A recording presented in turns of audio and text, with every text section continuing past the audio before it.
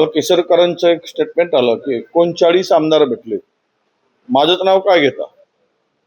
याचा अर्थ तिकडे खराच्या या काळ्या कृत्याला पांघरून घालणारे किंवा त्यांना साथ देणारे, त्यांची पूजा करणारे, त्यांच्यावर श्रद्धा ठेवून देव मानणारे, भोंदूगिरीला चालना देणारे, भोंदूगिरीला प्रोत्साहन देणारे, अंधश्रद्धेचे पायमल्ली तुडवणारे हे 39 जे कोणी आमदार आहे किंवा मोठे उच्च पदस्थ आहे, त्यांच्यावर जादूटोणा प्रतिबंधक कायद्याअंतर्गत गुन्हे दाखल झाले पाहिजे. कारण यांनी कायदे बनवणारे कायदे मंडळातील लोकांनी जर कायद्याच्या विरुद्ध काम केलं असेल किंवा कायद्याच्या विरुद्ध वागत असतील तर तो गुन्ह्यास पात्र आहे. आणि त्यामुळे या सर्वावर त्यातले जे जे सहभागी आहेत त्यांची नावं केसरकरांनी उघड केली पाहिजे.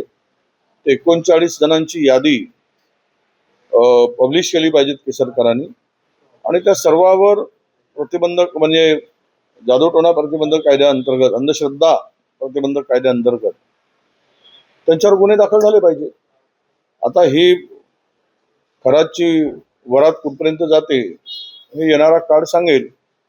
पण मी कालही बोलत होतो, आजही बोलत होतो की त्या पेन ड्राईव्ह मधील सर्वच उघड केलं तर महाराष्ट्र सरकारला हादरे बसतील आणि महाराष्ट्र सरकारच अडचणीत येईल. असे महाभाग या खराच्या काळ्या कृत्यामध्ये सहभागी आहेत आणि ते उघड झालं तर मात्र मोठा महाराष्ट्रामध्ये मला वाटतं की भूचाल होईल असं माझं मत आहे. अशोक खरात यांच्यावर कारवाई होत असताना दीपक केसरकर यांनी असं म्हटलं आहे की त्यांच्या कुटुंबाची काळजी वाटत नाही. काळजी वाटत आहे, कुटुंबाची काळजी केसरकर घेत असतील तर ते निश्चिम भक्त आहेत असं मी मानतो. पण एक आहे की खरातचा उद्या बदनापूरमध्ये एका व्यक्तीला वाचवण्यासाठी सत्ताधाऱ्यांच्या पक्षाचा असल्यामुळे जो एन्काउंटर केला गेला होता लहान मुलींच्या शोषणामध्ये आणि त्याला वाचवण्याचा प्रयत्न झाला, पुन्हा या मोठ्या माशांना वाचवण्यासाठी उद्या खरातचा बरं वाईट होईल, करतील आणि पुरावे नष्ट करतील. त्यामुळे कायद्याने खरातला शिक्षा दिली पाहिजे आणि खरातच्या या भोंदूगिरीमध्ये सहभागी असणाऱ्या सर्वांचं पितळ उघडं झालं पाहिजे.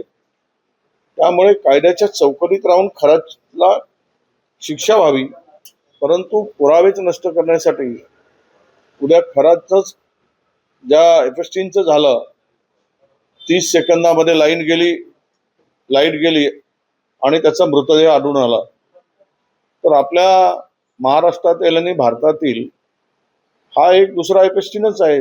एकूण जे प्रकरण उघडकीस येत आहे त्या एफएसटीचं जसं झालं तसं या एफएसटीचं होऊ नये म्हणून सरकारने त्या संदर्भात काळजी घेतली पाहिजे.